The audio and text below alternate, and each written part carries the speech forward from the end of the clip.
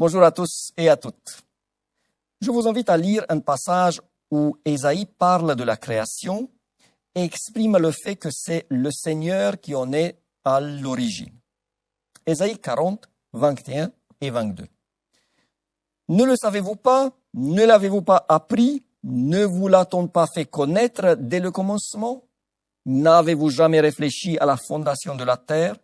C'est lui qui est assis au-dessus du cercle de la terre. Et ceux qui l'habitent sont comme des sauterelles. Il étend les cieux comme une étoffe légère. Il les déploie comme une tente pour en faire sa demeure. Le contexte fait référence à ceux qui fabriquent des idoles en métal ou en bois et exprime le fait que les gens qui font de ces pièces fabriquées par des humains des objets d'adoration ne font pas preuve d'une très grande intelligence. Dans ce contexte, Ésaïe parle d'une manière poétique du Seigneur qui a fait les cieux et la terre. Aujourd'hui, nous avons ceux et celles qui croient en une création en 7 jours de 24 heures. Et nous avons les autres qui se partagent entre plusieurs théories comme l'évolutionnisme, le Big Bang et autres, et qui ont en commun le rejet total d'un Dieu créateur. Ce que ces derniers ont encore en commun est qu'ils méprisent les autres, qu'ils se déclarent avancés, intelligents, basés sur la science, et qu'ils refusent d'admettre que leurs théories ont besoin aussi d'une forte dose de foi pour qu'on puisse les croire. En ce qui concerne l'Occident, ils ont réussi à imposer leur vue comme étant scientifique, valable, réelle. Ils l'enseignent dans les écoles et dans certains pays, comme la France, leur vision est ultra majoritaire. Ce qui est dommage est que beaucoup de ceux qui se disent chrétiens rejettent le récit de la Genèse et même parmi les adventistes, il y a des voix qui essaient de marier la Bible avec la science en donnant plus de poids à la dernière, comme la théorie que les 7 jours seraient des symboles pour des périodes très très longues. Les scientifiques moquent souvent certaines phrases de la Bible qui imaginent une terre plate qui en plus serait le centre de l'univers. Ils demandent comment il peut être possible qu'un Dieu omniscient puisse inspirer quelqu'un à parler de la terre d'une manière inexacte. Sans parler du fait que la Bible n'est pas un livre scientifique, tout d'abord, et qu'elle reflète, en ce qui concerne beaucoup d'aspects secondaires, la vision de l'auteur du livre respectif, il ne faut pas non plus oublier que la plupart de ces phrases moquées se trouvent dans des passages poétiques. Aujourd'hui, j'aimerais vous donner un argument qui montre que même dans ces aspects secondaires, nous avons des éléments dans la Bible qui montrent une connaissance qui va au-delà de ce qu'on imagine d'habitude. Dans le passage que nous avons lu en Ésaïe, il y a la phrase suivante. C'est lui qui est assis au-dessus du cercle de la terre. Ésaïe voit la terre comme un cercle.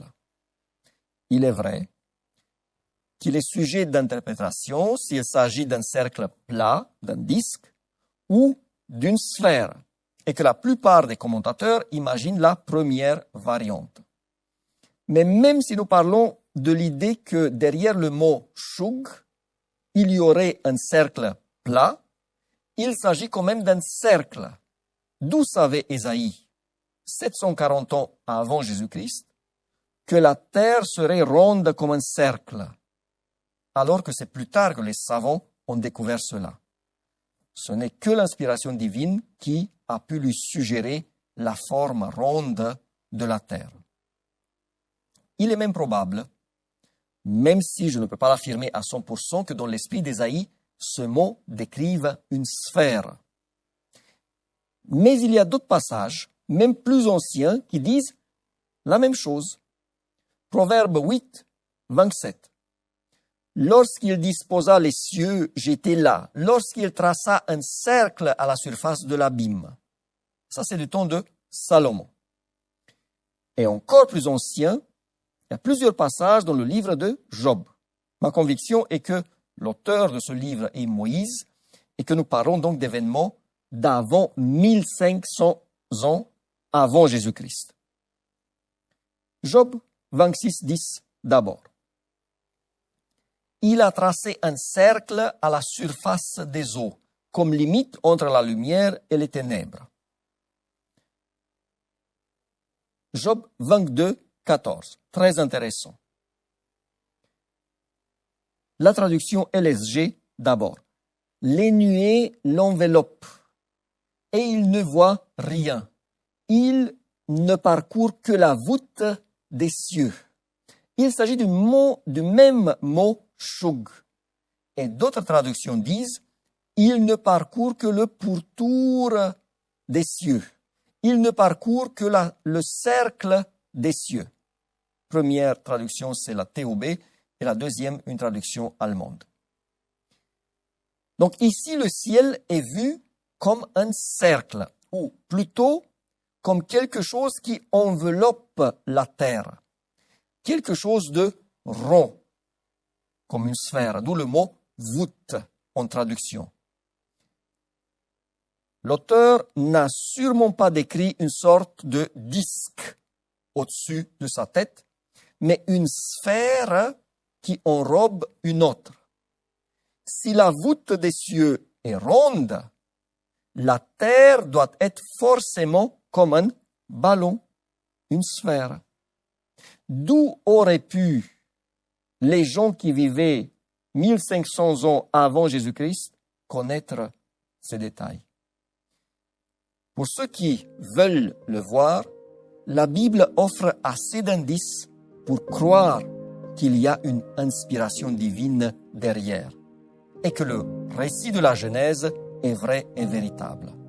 J'espère avoir pu amener un argument en plus. Au revoir mes amis et à la prochaine.